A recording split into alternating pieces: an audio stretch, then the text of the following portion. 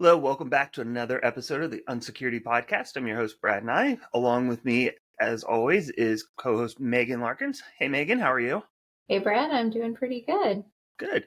Today we have guests from TeejLab. We have Baljeet Malhotra, the CEO and founder, and Nicole Salazar, who is the Chief Engagement Officer. Welcome, Baljeet and Nicole. Thank you, Brad. Thank you, Megan. Really honored to join your show. Looking forward to this conversation. Good. So we always start with, we used to talk about weather, and now we're looking at like hobbies or things you're doing for fun outside of work. That's the tricky part, outside of work. So, Megan, what do you have going on right now? My hobbies have been a little stalled, but I'll say my new adventure this last week is that we recently moved, as I've mentioned, I think. And now we have the kinds of trees, is it deciduous, that drop leaves in the fall? And so I am discovering how to rake up huge piles of leaves and what to do with them. So that's been a fun adventure this week. There you go. Yeah, I've been working on my Millennium Falcon model, so that's been fun. So I'll show Baljeet and Nicole afterwards. It's a big 2 foot by 3 foot replica from the movies. So that's kind of my thing, is like models and historical buildings and fun stuff like that. Baljeet, what do you do for fun outside of work? I do not a lot. A few I can count on with my fingers, but I'll share with you the very latest one. I just came back from a backpacking trip from Catalina Island, very close to you guys where you live. Nice. So just a few days ago, actually a few months ago, this has been cooking with a bunch of my buddies, college buddies. And they said, Baljeet, you need to get out, man. He lives in LA. Another friend lives in Philly. So we all graduated from the same college. Okay. And they said, Baljeet, you got to make this, man. It's beautiful. And I was just there on Friday. We arrived late Thursday night, early Friday morning by 1 a.m. And by 7 a.m. or so, we were at San Pedro Ferry Terminal. And then to Catalina Island, and we stayed there for a few days. Nice. Actually, to be precise, 3 nights and 4 days. So that's what I did for fun just very recently. That's not something I do very regularly, but I did it anyway. That sounds awesome. Yeah, it does. Sounds like a lot of fun. Yeah, but as I said, I do a few things. So I must tell you what's the other thing I do. I love cooking, actually. So whenever I'm not coding or managing or helping team, I love cooking. Just Nice. self-trained, watched my mother cooking and learned from her. My wife joined 25 years ago, and we cook together now. So we just, I love cooking. So when I'm not busy doing work, I love cooking. That's awesome. Sounds awesome and delicious. Yeah. Nicole, you want to tell us what you do for fun outside of work? Sure. So I was thinking about a few things while you guys were sharing your hobbies, and I think one of the most recent things I've been doing is building Legos. So found it very interesting to solve puzzles. So I'm getting into that, and recently I was building a car Lego. So nice. I'll let you guys know when I'm done with that. Yeah, you can see I've got the Lego helicopter and some Legos over here. So I've got a few back here too. So. You're in good company. Okay, that's good. No, that's Nicole, true. That's news to me. That reminds me, they came up with some holiday Legos. So we actually got like this little kind of central table decoration, one with a candle and another one that's kind of a wreath kind of pine thing that we're working on. So the kids and I have been building those. So we're ready to have our holiday Lego decorations. And Nicole, that's a news to me. I did not know that you are a Lego builder. Yeah, I just started it. So. Oh, you just started. That's a new hobby. Yeah.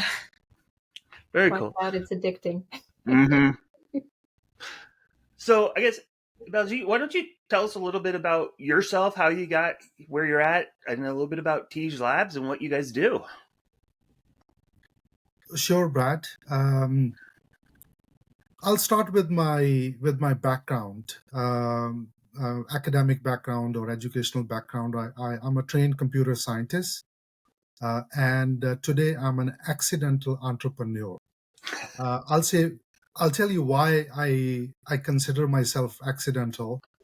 I never wanted to build companies, just do my regular job day in, day out.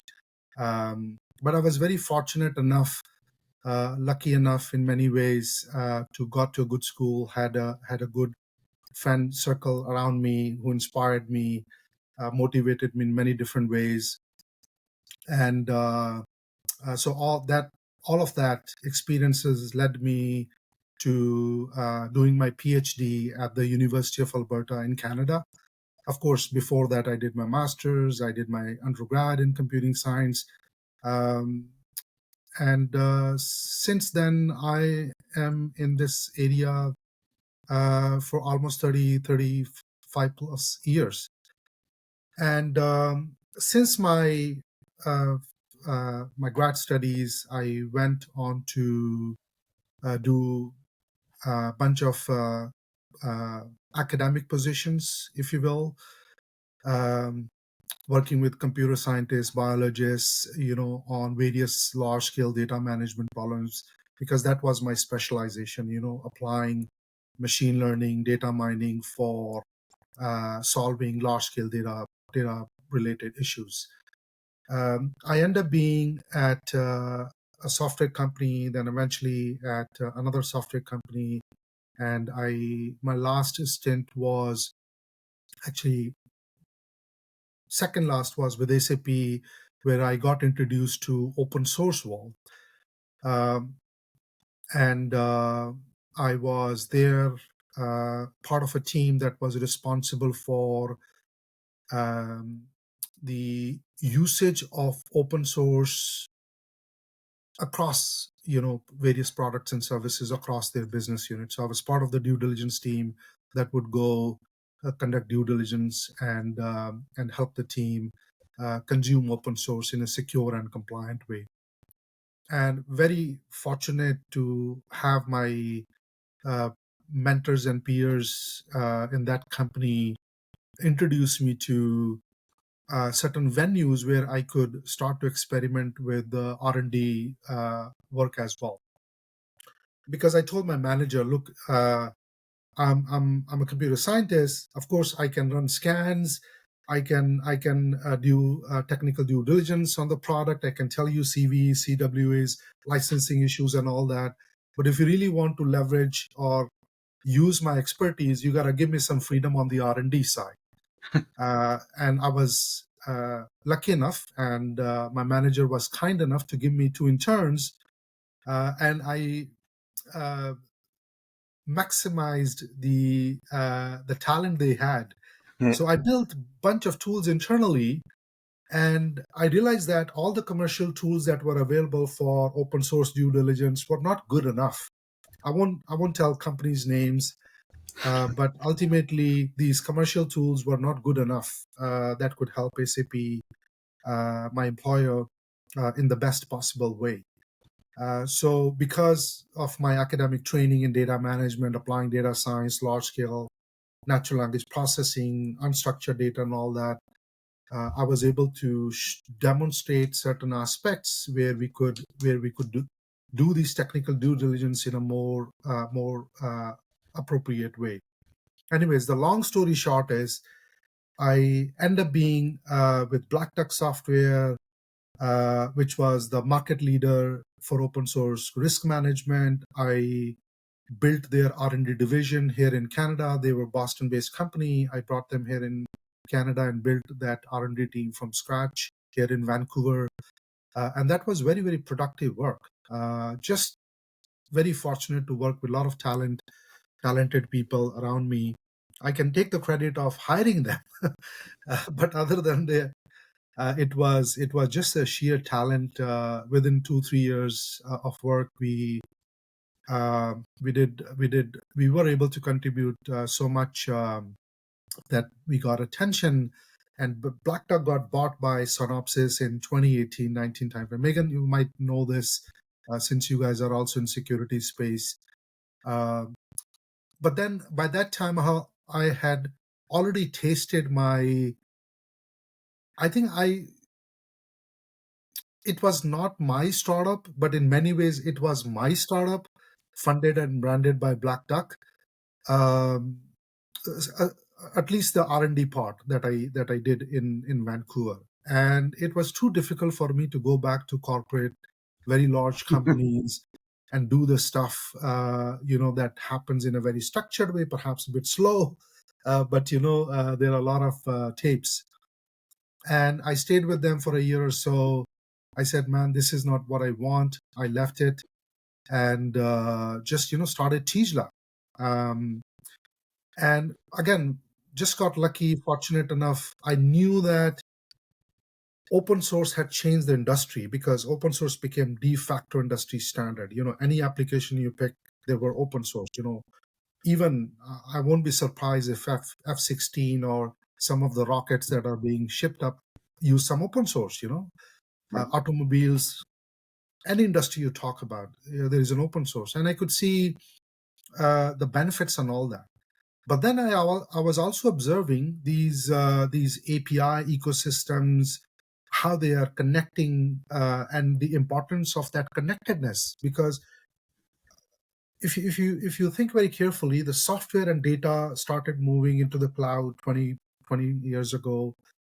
10 years ago, it got wider acceptance. Public clouds, private clouds, hybrid clouds. So software and data moved into the cloud, and the need for web services or APIs connecting these digital ecosystems was even more greater.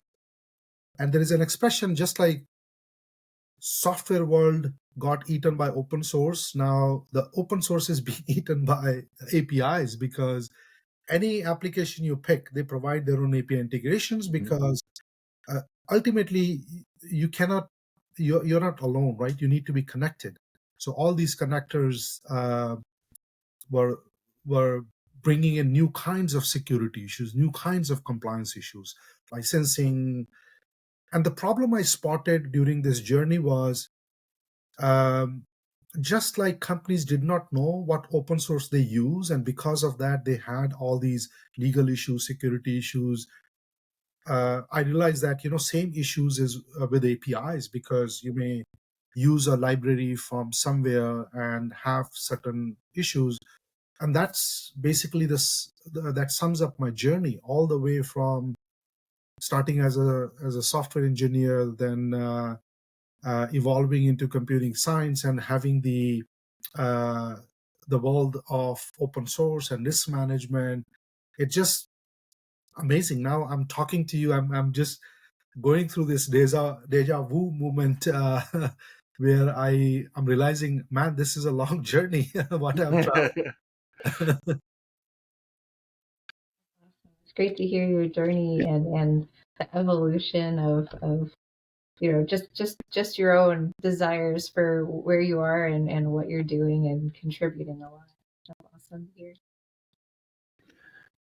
So I guess with TeejLabs, it's managing those APIs within the organization, understanding what you have and what's being used. Would that be an accurate kind of high level? That is one big problem we solve. Discovery, finding your APIs, because you're using open source. Those open source may have different connectors. On top of that, you're buying companies. When you acquire these assets in bulk, these system gets more complex, and you don't know what's in there. Yeah. So finding those internally is what is one of the main problems we solve. Okay. I know that's definitely something that I would say the majority of our customers struggle with. Yeah, good Yeah. to. This is a journey we started 5 years ago, especially the API discovery journey, and there's a lot of education needed. People um at the leadership team for sure are not aware of some of these risks of not knowing their APIs and how they pose different risks is a problem. Yeah, not until like Log4j happens, and then they're like, "Well, do we have this?" And nobody can answer that question. Yeah, absolutely.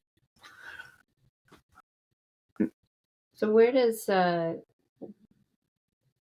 do you usually like how does those first conversation or two usually go with a new client when you're going through that discovery exercise? How do you kind of lead them through that first part of they're just clueless? Because that sounds like a maze of information to go through. Yeah, that's a good question. Very basic, very easy to understand, but yet very difficult to answer. How do you start the conversation? So we Yeah. leverage upon the experiences they have gained by now with open source risk management. A lot of enterprises have open source offices now, to manage these kind of GRC issues, governance, risk, and compliance. And the conversation starts with the same approach, where we tell them, you guys are building APIs, perhaps you're using third-party APIs. Do you have a catalog where you are documenting all those APIs? They said, yeah, we know all these APIs. Then I start asking questions. What about the ones that come through the open source usage? What about the ones you acquired through M&A transactions? Are you aware of all your APIs across all your products and services? Then they just give a pause. Said maybe not. So then we say, how about we do a discovery uh, on one of your applications and show you what do we find. And it's very hard for companies to just digest everything in one go. Mhm. Oftentimes they have some SaaS applications or mobile applications that are likely to have some connectors. Oftentimes they are also in denial, to be honest with you, that hey, we don't use any third-party APIs because we don't allow to be without any proper due diligence. But again, they are not able to answer the questions. What about the APIs that are already embedded in the open source Right. library that your developers downloaded? What about those ones? Even if those could be single sign-on APIs, right? Yeah. So it's a difficult discussion. It's difficult for them to realize that they were sitting on it for so long, and it takes some time to nurture that relationship and winning their confidence and trust to take the next step of doing further discovery and sharing the results with them. Yeah, I think you really hit it on the head there with they don't realize the embedded piece. Even if you purchase software, do you know what open source libraries that licensed software is using, and what do they have? Does it have those APIs? Like people just they don't. It isn't apparent to so many people. Yeah, yeah. And I think the 2021 US President Executive Order actually helped brought that awareness. If I don't know if you guys looked into that executive order, but it does talk about SBOM, software bill of material. And in that section, they also talk about services. What do they mean by services is essentially it's not a software, but a service that you're connected with. Mm-hmm. And APIs are nothing but that provide that connectedness, right? So oftentimes the feds are now asking for SBOMs. If you want to do business with them, they require to produce these SBOMs, software bill of materials. And this was still a gap. The discovery of APIs was still a gap, and we are trying to educate and fill that gap. But that actually helped bring some awareness. Very cool. Megan, you have any other questions? Otherwise, I'm going to change it up a little bit on Baljeet here. Sure, go ahead. Sure. So, what is what's a fun fact or something about APIs that most people wouldn't realize or that is going to catch people off guard? What is something you've seen or something you know about them that is unusual, maybe? Technically, or doesn't really matter. However you want to take that. Mhm. Okay, that's a good one. I have to think. There are so many issues. I'm thinking which ones can be generalized and maybe applicable to a larger audience. I would say the legal terms of using an API. If you think very carefully, technically APIs are rooted in the usage of data, because all APIs do is you have an input through a parameter, it gives you a response back, right? Right. And unlike a software license, when somebody uses a open source license, if it is MIT, Apache license, or GPL or LGPL license, by now our lawyer friends, they know the risks associated in using those libraries when they are embedded, how the software will be shipped, whether it's going to be in the cloud, and all that stuff. So that part is very well understood. Not so much with the APIs, because your developers may go connect with a Google Maps API just as a POC. They may register with their own personal email ID because they're still experimenting and all that. But that creates a lot of risks for an enterprise. And the worst is, even if you conduct your due diligence, you conduct the due diligence today, but 6 months down the road, year down the road, the terms of services may change. And the obligation is on to you to be compliant, right? Because the vendor who's providing that API, who knows, they may go under some sort of a treaty where exactly they are hosting their server, where data is stored, to which you are making call. Even let's say if this is a bit more complex API where there are multimedia inputs, APIs are very versatile, right? Yeah. Look at ChatGPT. It's very much AI driven API, right? OpenAI is not shipping their software to you. The way you use their services is integrate their ChatGPT API into your product, right? Now, they may change their terms of services. On top of that, the laws of the land may come. Very recently, we have, in Europe at least, EU AI law. Canada is creating the same thing. The US is doing the same thing. And the accumulated effect of all this is not well understood within enterprise. And that's a fun fact. No, that's really interesting. I hadn't thought of that. Do you know where that company that you're using, is it in Europe and now there's GDPR because you've got maybe data there that's a really interesting approach that I hadn't thought of that. Yeah. And Brad, to just build upon your comment, API is essentially a few lines of code you integrate, right? It's hosted somewhere. Their team, when you started, maybe hosting their API within the US somewhere, Virginia or in LA or wherever, right? But they may change it for cost-cutting reasons to India or somewhere else. You would never know this because the URA still remains the same. Right. It's just that the backend has changed now. Now suddenly you're transacting your data with a server that is hosted somewhere else, until you have a dedicated SLA with them. They're not going to bother informing you that we have moved the server to India or China or Russia even. We don't know, right? Of course, the more due diligent companies, they would have exclusive agreements with them so that their data sovereignty is protected. But, just like software became open source, APIs have become open APIs. A lot of free APIs are there. And developers could, by nature, are adventurous. They can integrate, they can play, even for POCs or even customer support. There are so many situations in which all these risks could surface. Yeah, and I can imagine, just as you're talking about that, healthcare, right? Or if you're working with the federal government, and now suddenly your data is hosted overseas, and is there sensitive information? I could definitely lead to some problems for a company.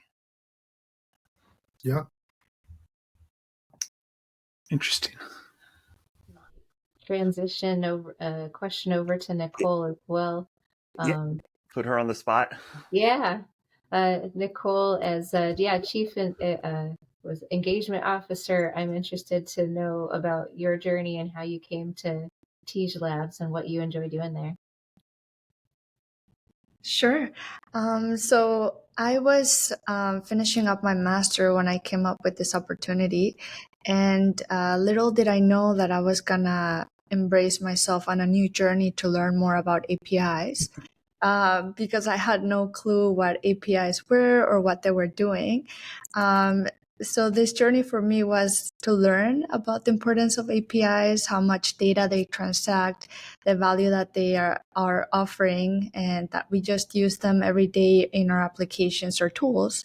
So after I got to learn more about the importance of APIs, I started thinking about ways to impart that knowledge into other communities of people that did not know what APIs, the roles that they were playing, what they were doing, and how we could better prepare ourselves with that knowledge. So I was building a lot of awareness, through many different communities, and I enjoy doing that because it's bringing a lot of awareness into this new emerging technology, and it's very, very cool to share that knowledge with other communities as well. Yeah, I can see where that kind of background and not having that super technical background would definitely benefit you in talking to organizations and helping them understand the importance of that. Yes. What's part of so it sounds like you do a lot of educating groups and just outreach. Are there things that surprise you, or what are some of your favorite wins or stories to tell to kind of help get people to understand what are APIs and why do they need to care? Yeah, so I think our foot in the door when we're talking to a new prospect or client, the first question that we ask is, do you guys know what your APIs are? And surprisingly, they say no.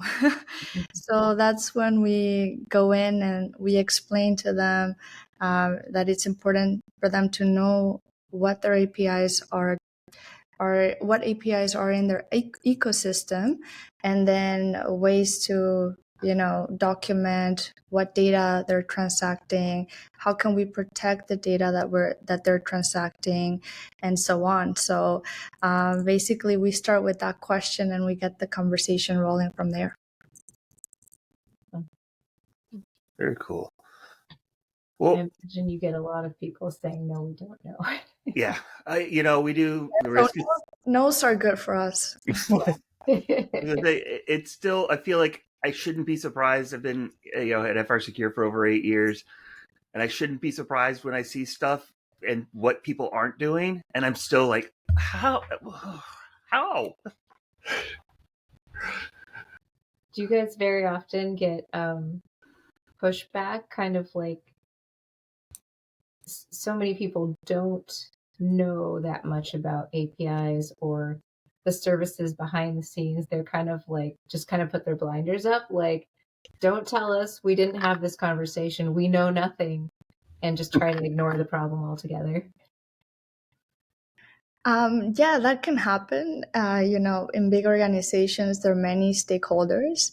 I think that's when it's important to highlight some other stories about other big companies that failed to look at their issue and they lost a lot of reputation. Their data was exposed. So we also like to highlight those negative scenarios that can happen if they don't address this problem, so that we can help them, um, you know, um, offer better transparency to their stakeholders.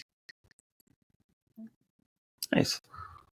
You guys have I think it's a 4-part workshop coming up with ISAC starting beginning of December, right? Yes, we do. Do you want to tell us a little bit about that? Because it's my understanding, I think it's free through ISACA. People can attend and learn more about API security. What say for someone who's maybe just learning this for the first time, I'm sure that would be a valuable workshop to attend. Mm-hmm. Yeah. So we're encouraging everyone to attend, not just members from ISACA, but anyone that's interested to really learn. And Baljeet here will be the conductor of the workshop, so he can tell you more about what's going to be the topics in discussion. So I will pass it to Baljeet. Thank you, Nicole. I think this is a nice divergence. So speaking of the agenda of that workshop in December, I believe it's the 2nd of December. Wrote it down. Sounds right. I know it was beginning of December. Yeah, I know it's in December. So I think the way it is designed is a kind of a journey. It's a 4 workshop series. It's not just one workshop, so it's going to happen in 4 workshops.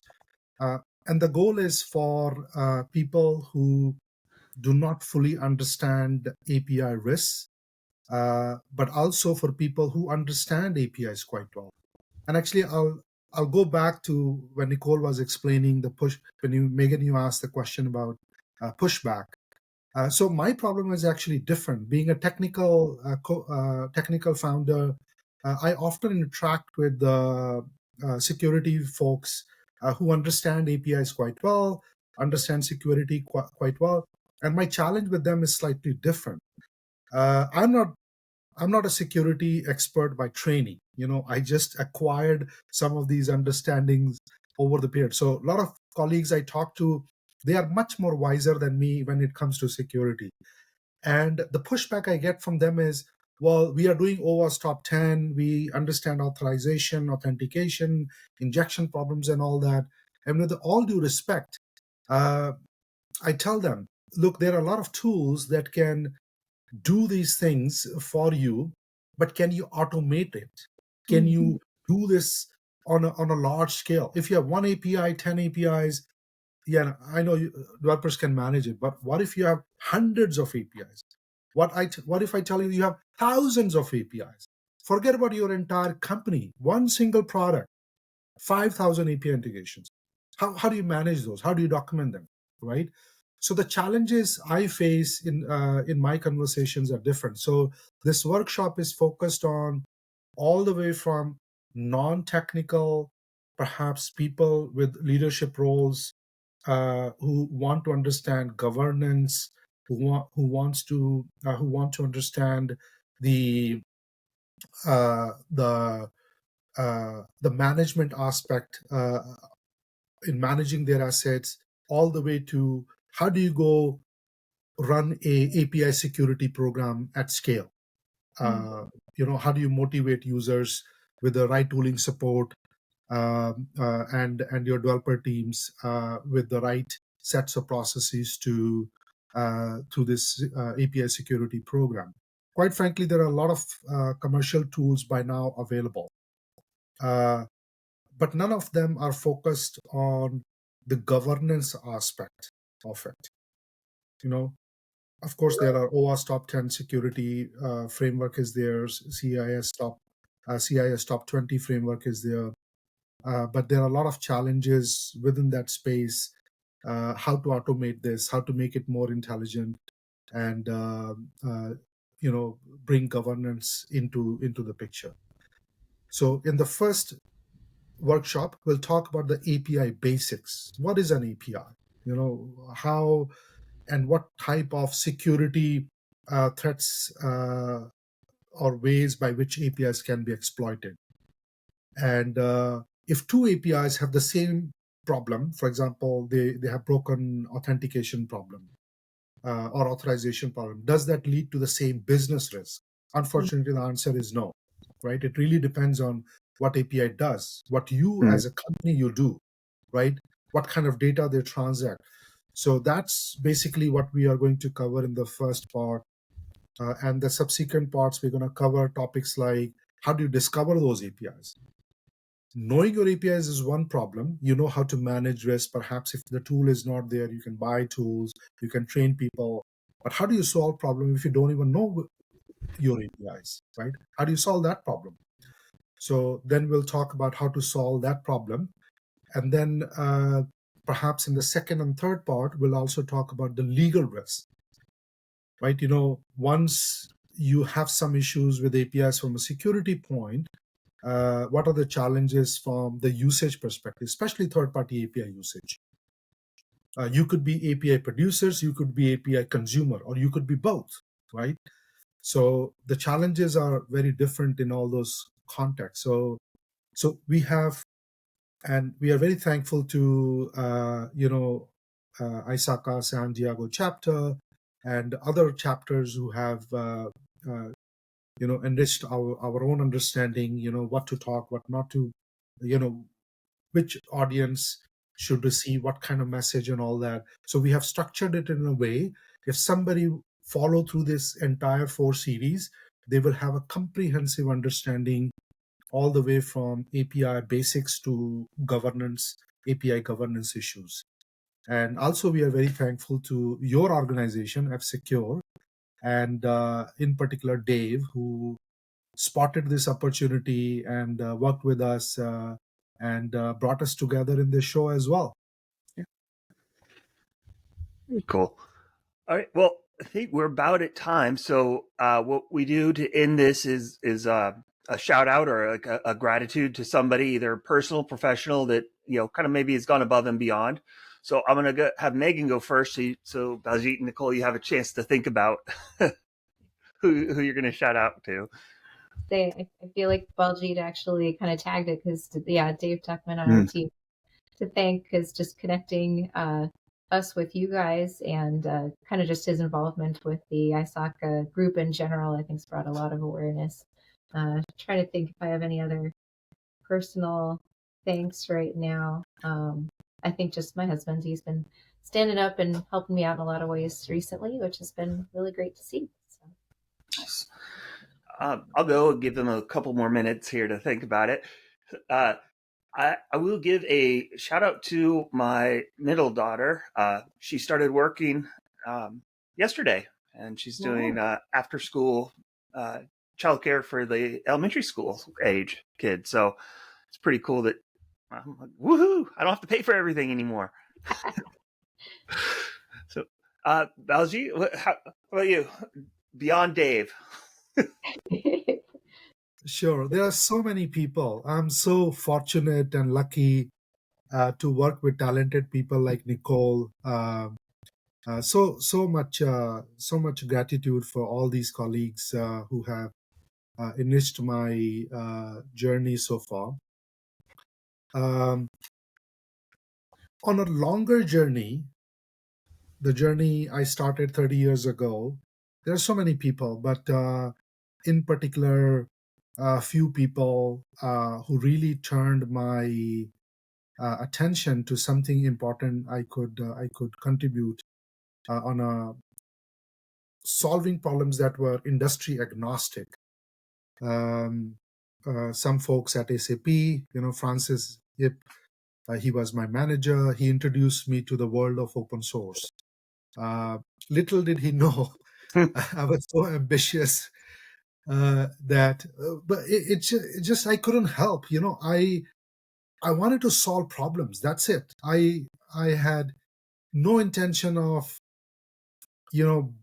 building solutions or building companies. I just wanted to solve problems. That's what I wanted to do.